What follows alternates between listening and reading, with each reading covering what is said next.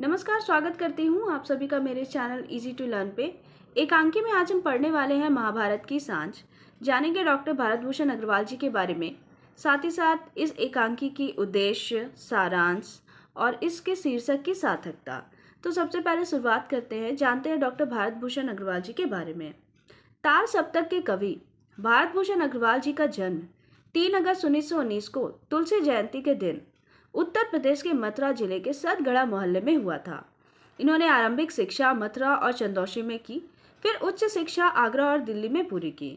1941 में नौकरी की तलाश में कलकत्ता गए, जहां पहले एक कारखाने में काम किया, फिर व्यावसायिक औद्योगिक संस्थानों में उच्च पदस्थ कर्मचारी बने। बाद में इलाहाबाद के प्रतीक पत्रिका से संबंधित हुए और 1948 से 59 तक आकाशवाणी में कार्यक्रम अधिकारी रहे। इसके उपरांत 1960 से 74 तक साहित्य अकादमी दिल्ली के उप सचिव के रूप में कार्य किया।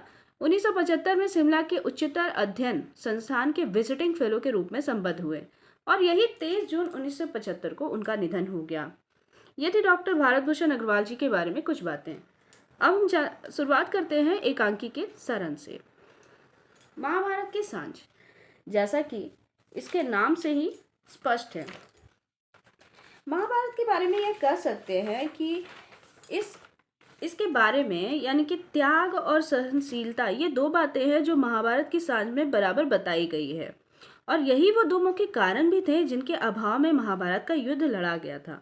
इसके अतिरिक्त इस एकांकी में ये भी दिखाया गया है कि इस युद्ध के लिए कौरव और पांडव दोनों ही बराबर जिम्मेदार हैं।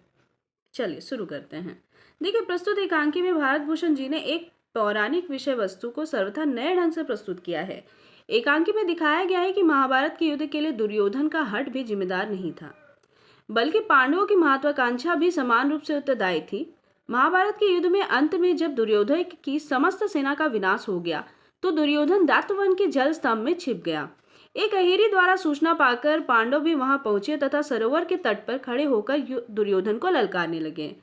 पहले तो दुर्योधन ने उनकी ललकार पर ध्यान नहीं दिया, पर बार बार ललकारे जाने पर दुर्योधन दात्यवन के जलाशय से बाहर आ गए और बोला कि उससे युद्ध से विरक्ति हो गई है, अतः अब वह युद्ध नहीं करना चाहता है। आप चैन से राज्य का आनंद ले सकते हैं, परंतु पांडव दुर्योधन को जीवित नहीं छोड़ना चाहते थे। इसलिए बोले कि वे निहत्थे दुर्योधन को मारकर पाप के भागी नहीं बनेंगे, इसलिए तुम जो चाहो हथियार वो ले लो और हम में से किसी एक से युद्ध करो। यदि तुम जीत गए तो सारा राज्य तुम्हारा होगा। दुर्योधन ने एक गदा की मांग की तथा भीमसेन और दुर्योधन में भयंकर गदा युद्ध छिड़ गया। ऐसा प्रतीत हो रहा था कि उस युद्ध में दुर्योधन की ही जीत होगी, पर तभी श्री कृष्ण वहां आ गए और उन्होंने भीमसेन को दुर्योधन की जंघा पर प्रहार करने का संकेत दिया। जंघा पर किए गए इस प्रहार से दुर्योधन चीख कर आहत होकर गिर पड़ा। बातचीत के दौरान युधिष्ठिर ने दुर्योधन को युद्ध के लिए जिम्मेदार बताया था, क्योंकि संध्या के समय अकेले युधिष्ठिर दुर्योधन के पास गए थे और बात कर रहे थे। उन्होंने कहा कि तुम्हें शांति देने आया था, हो सकता है तुम्हें पश्चाताप हो रहा होगा। दुर्योधन ने मन में उत्तर दिया कि पश्चाताप मुझे नहीं, तुम्हें होना चाहिए, क्योंकि मैंने अपने मन के भाव को गुप्त नहीं रखा, तुम्हारी तरह षड्यंत्र नहीं किया। तुम्ही ने अपने गुरुजनों और संगे संबंधियों का रग बढ़ाया है। युधिष्ठिर ने न्याय की दुहाई दी, पर दुर्योधन ने कहा कि जिस राज्य की वह बात कर रहे हैं वह मेरे पिता का था, फिर तुम्हारा उस पर अधिकार कैसे हुआ। जब युधिष्ठिर ने अभिमन्यु को अन्यायपूर्वक मारने की बात कही, तो दुर्योधन ने उत्तर दिया कि क्या भीम, भीष्म, द्रोणाचार्य, कर्ण आदि का वध न्यायोचित था। इसी प्रकार द्रौपदी के अपमान का लगाए जाने पर दुर्योधन ने कहा कि तुम्ही ने द्रौपदी को जुए के दांव पर लगाकर उसका अपमान किया। जुए में हार जाने के बाद वह भरी सभा में एक दासी के रूप में आई, द्रौपदी के रूप में नहीं। दुर्योधन ने कहा कि इस युद्ध के लिए केवल तुम्हारी महत्वाकांक्षा ही जिम्मेदार नहीं थी। इस प्रकार के संवाद के बाद दुर्योधन का प्राणांत हो जाता है। एकांकी का उद्देश्य क्या है, आखिर ये महाभारत की सांझ संदेश क्या देना चाहता है।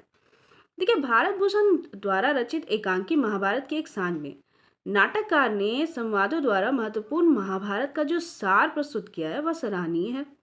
वैसे तो संपूर्ण महाभारत मानव जीवन को यह महत्वपूर्ण संदेश देती है कि परिवार में कभी भी घर या संपत्ति को लेकर, कुल में अथवा भाइयों में वैमनस्य, ईर्ष्या अथवा द्वेष का भाव नहीं होना चाहिए। धन अथवा संपत्ति को लेकर एक दूसरे में त्याग की भावना होनी चाहिए।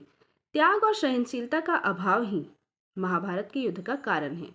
महाभारत की एक सांझ का उद्देश्य यह भी है कि कितनी ही क्रूरता, कूटनीतिकता और निर्दयता के साथ अपने भाइयों के साथ युद्ध किया जाए, अंत में जिसने कूटनीतिकता एवं क्रूरता के द्वारा भाइयों से युद्ध किया है उसी का अंत सबसे पहले होता है। अब जानते हैं शीर्षक की सार्थकता। देखिए, महाभारत की एक सांझ एकांकी का शीर्षक अत्यंत सटीक है। एकांकी में महाभारत के युद्ध की समाप्ति पर घटी एक अंतिम घटना को सांझ कहकर संबोधित किया गया है। जिस प्रकार किसी दिवस का अंत उसकी सांझ से होता है, उसी प्रकार महाभारत के युद्ध का समापन दुर्योधन के पराजय एवं उसकी मृत्यु से ही होता है। इसी घटना को महाभारत की एक सांझ कहा गया है। करते हैं युधिष्ठिर और दुर्योधन के चरित्र चित्रण को। देखते हैं युधिष्ठिर का चरित्र कैसा है। युधिष्ठिर एकांकी में प्रमुख पात्र है। वह धर्मपरायण, विनम्र, राजनीति में कुशल वक्ता तथा व्यवहार में कुशल है। वह पांडव परिवार का ज्येष्ठ पुत्र है। उसकी समस्त बातें एवं तर्क नीतिगत होते हैं।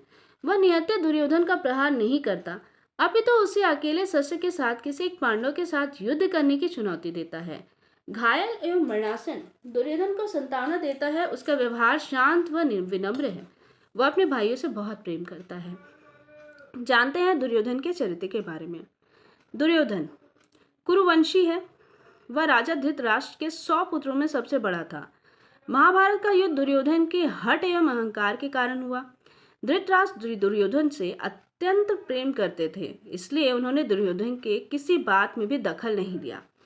दुर्योधन छल, बल, अधर्म तथा अनेक प्रकार के षड्यंत्रों द्वारा राज्य को प्राप्त किया। वह निर्दय था। उसने द्रौपदी का चीरहरण किया तथा वनवास में भी पांडवों को चैन से जीने नहीं दिया। एकांकी के अंत में वह तालाब में जाकर छिप जाता है, परंतु पांडवों द्वारा ललकारे जाने पर भीम द्वारा गदा युद्ध में परास्त कर दिया गया और उसका प्राणांत हो गया। यद्यपि उसने स्वयं को निर्दोष सिद्ध करने के लिए अनेक प्रकार के तर्क दिए, परंतु उनमें सत्यता का अभाव था। तो बच्चों, मैंने आपको बताया महाभारत की सांझ के बारे में सारी जानकारियां दी है मैंने। अपने अगले वीडियो में बताऊंगी इसके प्रश्न उत्तर के बारे में। अभी के लिए धन्यवाद।